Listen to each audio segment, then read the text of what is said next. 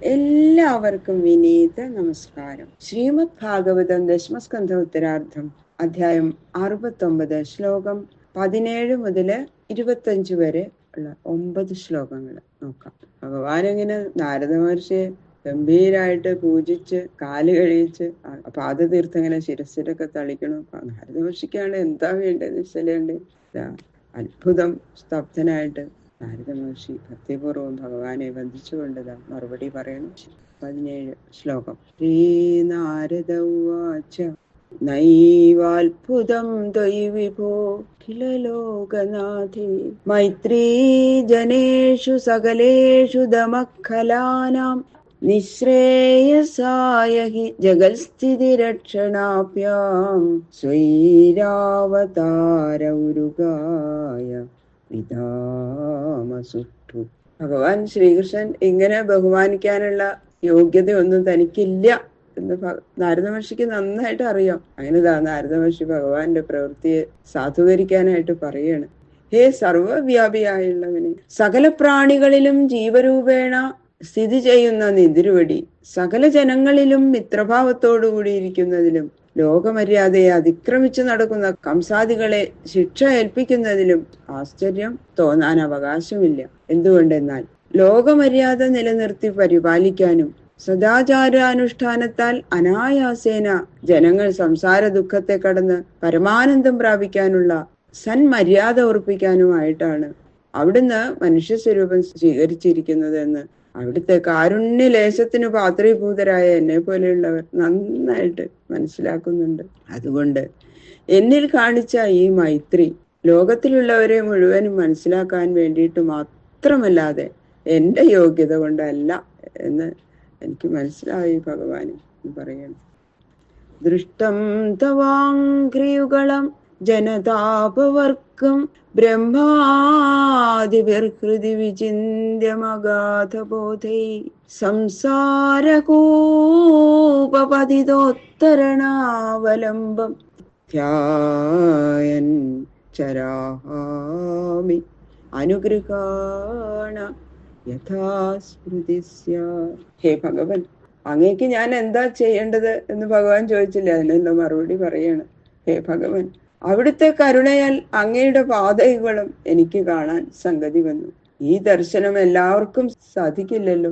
പരമജ്ഞാനികളായിരിക്കുന്ന ബ്രഹ്മാദികൾ കൂടി ഹൃദയമധ്യത്തിൽ എപ്പോഴും ഈ പാദയുഗളത്തെ ധ്യാനിച്ചുകൊണ്ടിരിക്കുന്നതല്ലാതെ ഇതുപോലെ ദർശിക്കാൻ കഴിയുന്നവരല്ല.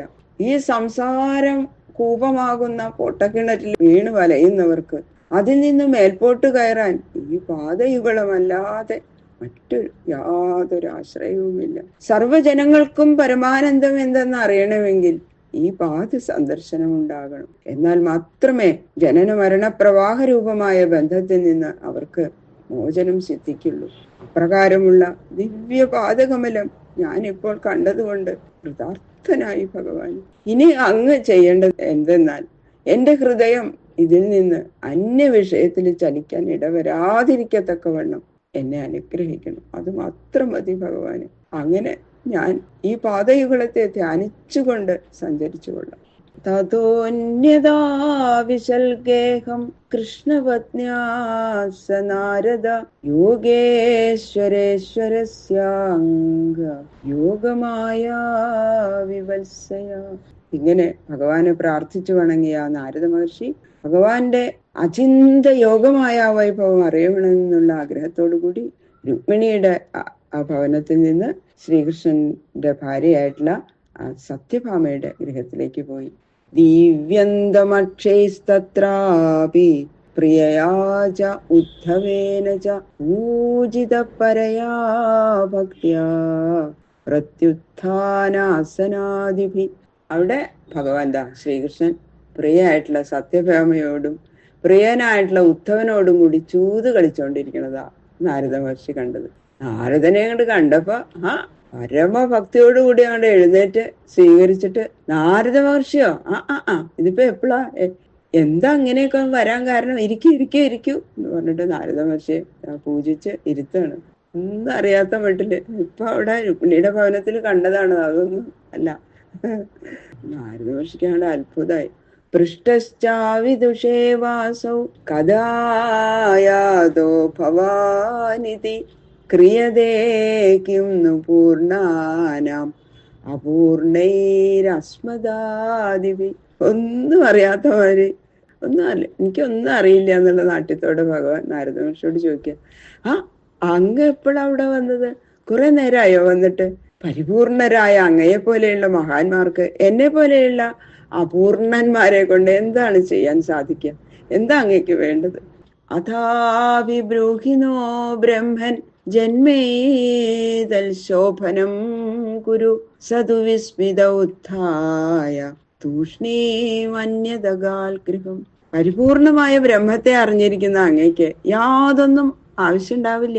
എങ്കിലും എന്റെ ഈ ജന്മത്തെ സഫലമാക്കി തീർക്കാനായിട്ട് അങ്ങയിൽ എന്തെങ്കിലും ഒരു ആഗ്രഹം സാധിപ്പിക്കണം എന്നുള്ള എന്താ ആഗ്രഹമാണ് അങ്ങേക്ക് വേണ്ടത്?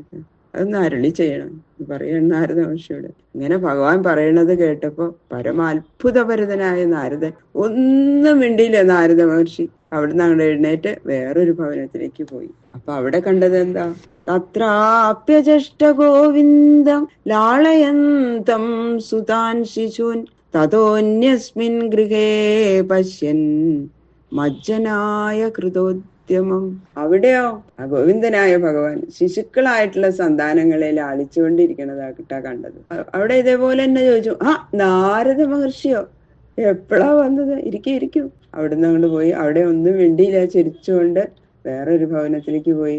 അവിടെ ഭഗവാൻ കുളിക്കാൻ ഒരുങ്ങി പുറപ്പെട്ടിരിക്കുന്നത് കണ്ടു.